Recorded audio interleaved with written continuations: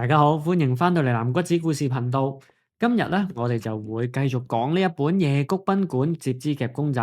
記得如果中意嘅話咧，幫我撳一撳個 like 同埋 share 出去，俾更加多朋友知道呢一個頻道嘅存在啦。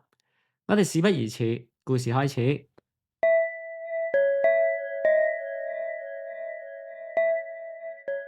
全部人都俾團長噴到一面屁，蘇月游就走過去白仔身邊安慰佢。白仔，你都唔好將團長嘅說話放喺心上啦。佢一嬲起上嚟咧，就會講呢啲傷害人嘅說話噶啦。白仔拗拗頭就問佢：傷人？邊句傷人啊？白仔呢個人呢，就算天塌落嚟咧，都影響唔到佢嘅心情嘅。雖然團長講嘅嘢咧都係好難聽嘅，但係諗深一層，佢講嘅全部都係真實說話。K 型 show 入面嘅團員全部都係被社會排擠嘅人嚟嘅，而實際上佢哋身上面嘅異常只係一啲醫學上未被證實嘅怪病，好似胡美美、半蛋同埋孖頭，其實都係基因突變嘅嬰兒。有好多同類嘅個案啦，大多數都係喺媽媽個肚裏面就夭折噶啦。佢哋出世仲可以順利成長到，其實都可以算做幸運兒嚟嘅。不過啦，佢身上面嘅怪異之處就會纏繞住佢哋成世。而白仔咧係一個白化病人，出世之後就被拋棄喺垃圾桶，點睇都係一場倫常悲劇。但係都唔知算係好彩定唔好彩。佢一出世就好似俾人奪去咗悲傷嘅感情咁，無論點樣鬧佢，佢都淨係識得以笑回應。一個人冇咗憂傷，或者可以開心一世嘅。呢一班人俾團長收留之後，就被逼訓練各種嘅雜耍技能。團長以前係馬戲團嘅領班嚟嘅，但因為貪心偷錢被趕咗出嚟。蘇月游就係團入面唯一一個真係擁有特殊能力嘅人。聽聞咧，佢細細個嘅時候俾一個變態嘅殺人犯肢解，裝入木箱入面，再掉落河。但係佢就受到死神嘅眷顧而重生。佢嘅肢體隨海漂浮咗好耐，先至慢慢融合起嚟。但可惜嘅係，佢左半邊面用咗好多年時間都揾唔翻。有傳就係俾嗰個變態嘅兇手食咗。團長成日都嘲諷佢個樣好恐怖嘅，所以咧佢總係用啲頭髮遮住，避免嚇親觀眾啊嘛。喺表演嘅時候，仲會戴住一個半月形嘅面具添。佢能夠將啲肢體自由分割，喺分割之後仲可以隨意咁控制。距離咧冇限制嘅，最少可以分解到好似隻蚊咁細塊。而分割出嚟嘅部分如果太細嘅話咧，存在嘅意識就會好薄弱，重新聚合嘅話就會比較困難啦。除咗可以控制到自己嘅身體，佢仲有能力將其他人嘅身體分割嘅，所以佢就將珠寶珍分割成好細塊好細塊咁樣，放入花瓶入面做花瓶女士。原來咧，當日蘇月游喺戲院救走佢，亦都係用咗同樣嘅方法，將佢分解到好細件好細件，放喺個背囊入面帶走。當警察離開之後咧，K 型 show 就繼續喺雞寮做表演。嗰一晚嘅騷動吸引咗更加多有獵奇心嘅人嚟觀看表演。每晚由一場變成3場，但係珠寶珍嘅事就並未告一段落。喺某一晚嘅表演完畢之後，佢就喺花瓶嗰度行出嚟。蘇月游小心翼翼咁將每一個零件都依次序安裝好。呢個過程咧係絕對唔可以有任何遺漏嘅。蘇月游就同佢講：好啦，你試下呼吸睇下，如果內臟放錯位置嘅話，有可能會嘔血添噶。朱寶珍就深呼吸咗幾口氣，覺得呼吸暢順，就同蘇月游道謝。之後蘇月游又問其他人：喂，你哋搞掂未啊？我哋仲要食宵夜噶。胡美美就話：等陣啦，我啲鬍鬚同啲化妝品黐埋晒一齊，好鬼難搞啊！孖頭就話：食宵夜好啊，我想食田雞粥啊！但係佢另外一個頭又唔係太同意。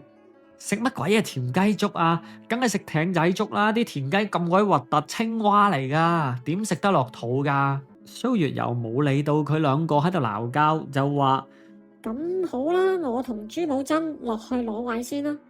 之後咧，佢哋兩個人就喺後樓梯嗰度行咗落去。兩個女仔仲傾緊頭先表演嘅時候，邊個客人好靚仔，邊一個客人打賞好大方，但係咧佢就摸手摸腳嘅。就喺呢個時候，突然間有一個黑影喺後巷走咗出嚟。朱寶珍，終於俾我揾到你啦！原來呢一個人就係佢嘅丈夫，佢一手拉住佢，嚇到佢尖叫咗一聲。喂，你做咩啊？我唔識你嘅喎。朱寶珍奮力咁樣掙扎，但係佢丈夫死命都唔放手。你唔好再同我扮嘢啊！你呃得過警察，唔好以為呃得到我。快啲同我翻屋企。唔啊，我唔會跟你翻去啊。翻到去你就死梗啦！我就拗跛你隻腳，睇你以後仲夠唔夠膽逃走。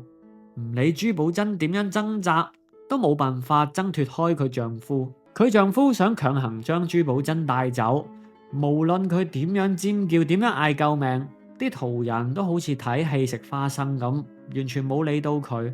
於是蘇月游就上前拉住佢。喂，你同我停手啊！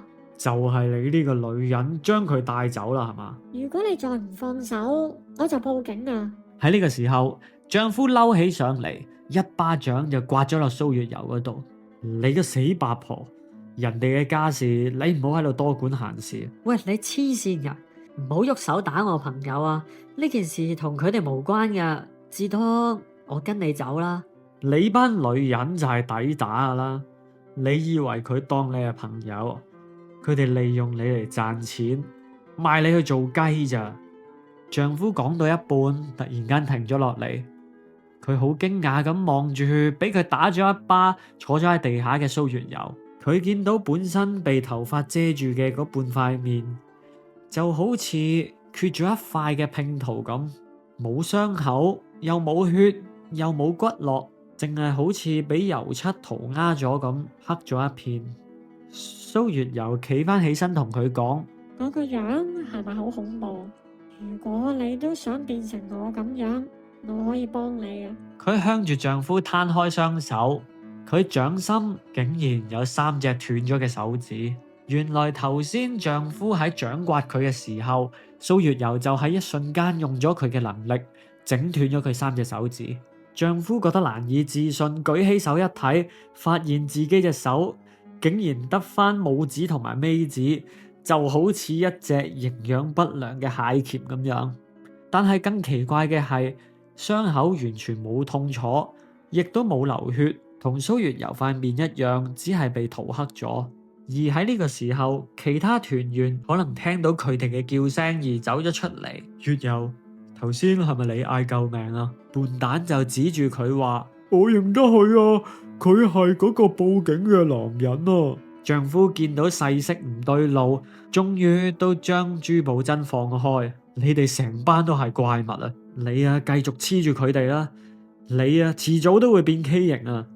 講完呢句，丈夫就落荒而逃。後嚟咧，佢去到診所求醫，但係醫生對佢塗黑咗嗰隻手指都束手無策。呢件事喺雞寮嗰度傳開咗。團長知道發生咗呢件事之後，就算硬住頭皮繼續表演都冇用，因為根本冇人夠膽嚟睇，所以佢就決定帶住所有人毅然離開觀塘雞寮，搬到去北角。今集嘅故事就分享到呢度，好快就會有下一集噶啦。如果等唔切嘅話咧，可以去各大嘅書局買翻本《夜谷賓館》摺紙夾公仔嚟睇下噶。呢一個雖然係一個系列嘅作品，前面咧仲有5集嘅，但係如果你未睇過嘅話咧，都可以直接買嚟睇，係完全冇影響到你了解劇情嘅。好啦，我係藍橘子，我哋下次見。